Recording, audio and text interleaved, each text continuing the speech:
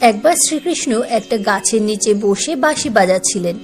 ঠিক তখনই একটা হরিণ দৌড়াতে দৌড়াতে এসে তার পেছনে লুকিয়ে পড়ে। হরিণটি ভয়ে কাঁপছিল। শ্রীকৃষ্ণ তখন তার মাথায় হাত বুলাতে বুলাতে জিজ্ঞাসা করে, তোমার কি হয়েছে? তুমি লুকাচ্ছ কেন? আর এইভাবে ভয়েই বা কেন কাঁপছ? তখন একটা শিকারী সেখানে উপস্থিত হয় এবং সে শ্রীকৃষ্ণকে বলে, এটি আমার শিকার, এর ওপর শুধু আমার অধিকার আছে, তাই একে আমার হাতে তুলে দিন। শ্রীকৃষ্ণ বলেন, প্রতিটা প্রাণীর ওপর শুধুমাত্র তার নিজের অধিকার থাকে, অন্য কারোর কখনোই অধিকার থাকে না। এই কথা শুনে শিকারী বলে, এটি আমার শিকার, একে আমি রান্না করে খাবো। তখন শ্রীকৃষ্ণ বলেন, তুমি কি জানো না জীব হত্যা করা পাপ? আর তুমি একে হত্যা করে কি পাপী হতে চাও?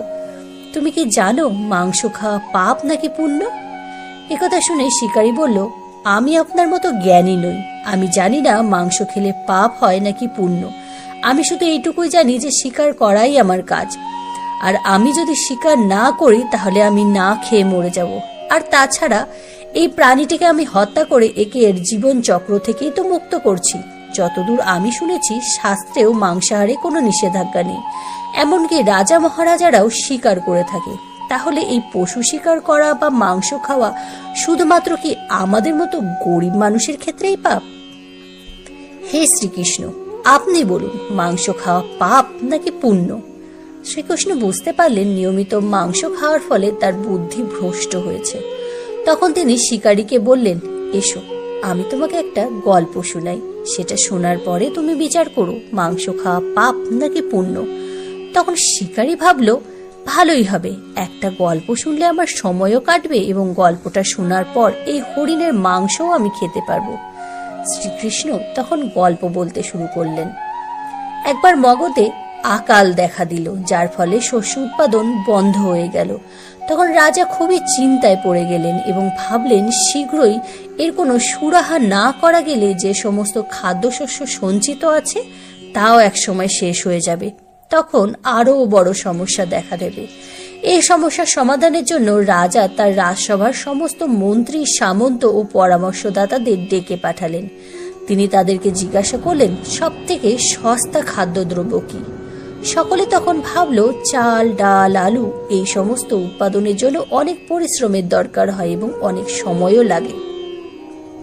তখন রাজসভায় উপস্থিত একজন সামন্ত, যার শিকার করার শখ ছিল, সে উঠে দাঁড়িয়ে বলল, রাজামশাই, সব থেকে সস্তা খাদ্যদ্রব্য হলো মাংস, কারণ এর জন্য কোনো অর্থ ব্যয় করতে হয় না এবং তা পুষ্টিকর খাবারও।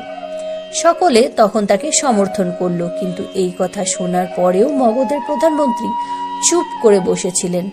তখন রাজা তাকে জিজ্ঞাসা করলেন, আপনি কেন চুপ করে বসে আছেন? আপনি অন্তত কিছু বলুন, আপনার কাছে সব থেকে সস্তা খাদ্যদ্রব্য কি? প্রধানমন্ত্রী বললেন, আমার মনে হয় না সব থেকে সস্তা খাদ্যদ্রব্য মাংস, তবুও এই বিষয়ে আমি আমার মতামত কালকে জানাবো। এরপর সেই রাতে ওই প্রধানমন্ত্রী যে সামন্ত মাংস সব থেকে সস্তা খাদ্যদ্রব্য বলেছিল তার বাড়িতে গেল। তাকে দেখে ওই সামন্ত ভয় পেয়ে গেল এবং আসন্ন কোনো বিপদের আশঙ্কা করতে লাগলো। তখন প্রধানমন্ত্রী তাকে বললেন, আজ সন্ধেবেলা মহারাজা খুব অসুস্থ হয়ে পড়েছে। রাজবৈদ্য বলেছে যে কোনো শক্তিশালী ব্যক্তির মাংস পাওয়া গেলে তবেই রাজা সুস্থ হতে পারবেন। আপনি যত টাকা চান আপনাকে তা দেয়া হবে। আপনাকে 1 লাখ স্বর্ণ মুদ্রা দেয়া হবে। আপনি চাইলে একটা পুরো জমিদারি আপনার নামে লিখে দেয়া হবে। তার বিনিময়ে আপনি শুধু আপনার বুকের থেকে 20 গ্রাম মাংস আমাকে কেটে নিয়ে যেতে দিন। এই কথা শুনে ওই সামন্ত ভয়ে কাঁপতে থাকলো। সে ভাবলো, যদি প্রাণই না থাকে তাহলে স্বর্ণ মুদ্রা বা জমিদারি নিয়ে সে কি করবে?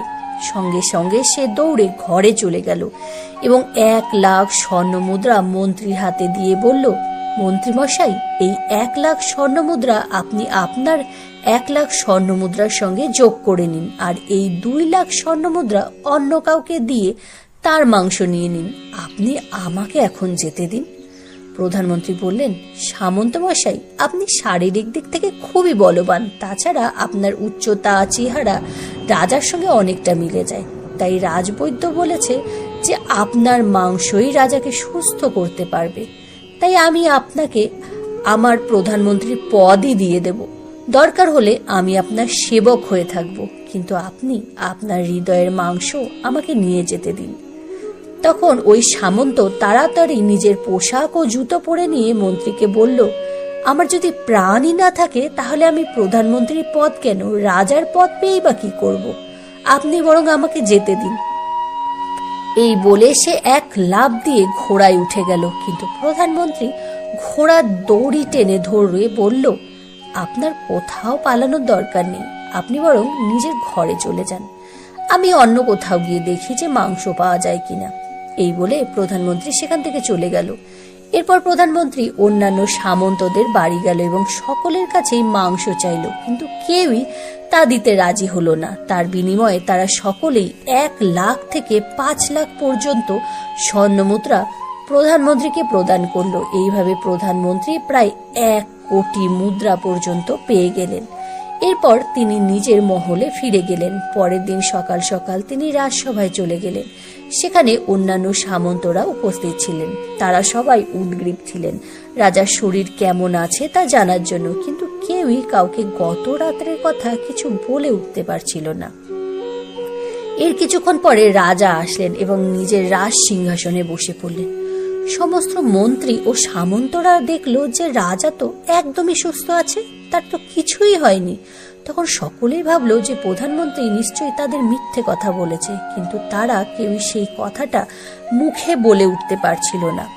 ঠিক সেই সময় প্রধানমন্ত্রী রাজার সামনে 1 কোটি স্বর্ণমুদ্রা রেখে দিল। তখন রাজা বলল, এই স্বর্ণমুদ্রা কিসের জন্য এবং এত স্বর্ণমুদ্রা আপনি কোথা থেকে পেলেন? এর উত্তরে প্রধানমন্ত্রী বললেন, 20 গ্রাম মাংসের জন্য আমি চারিদিকে ঘুরে বেড়ালাম, কিন্তু সেই 20 গ্রাম মাংস আমি কোথাও পেলাম না। সেই মাংসের বদলে সমস্ত সামন্তরা এই স্বর্ণমুদ্রা আমাকে দিয়েছে। এবার আপনি বলুন, মাংস দামি না সস্তা?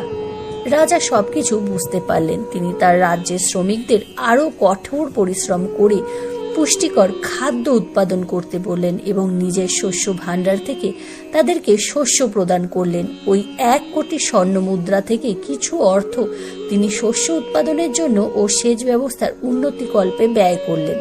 বাকি অর্থ প্রজাদের কল্যাণের জন্য তিনি প্রদান করলেন। কিছুকালের মধ্যেই খুব ভালো শস্য উৎপাদিত হলো, প্রজারা পুষ্টিকর খাদ্য পেল। এর কিছুদিনের মধ্যেই আবহাওয়ার পরিবর্তন ঘটল এবং আকাল দূর হলো, ফলে প্রজাদের অবস্থার উন্নতি ঘটল। এই গল্প শোনার পর শিকারী বুঝতে পারল যে শিকার করা মোটেও ভালো নয়, কারো জীবন নেয়ার মধ্যে কোনো মহত্ব নেই, বরং জীবন প্রদান করাই হলো মহত্বের। প্রতিটা প্রাণীর কাছেই তার জীবন অধিক প্রিয়। এরপর শিকারী নিজের ভুল বুঝতে পেরে শ্রীকৃষ্ণকে প্রণাম করে সেখান থেকে চলে গেল এবং সে শপথ নিল যে তার বাকি জীবনে সে কখনোই কোনো প্রাণীকে আঘাত করবে না।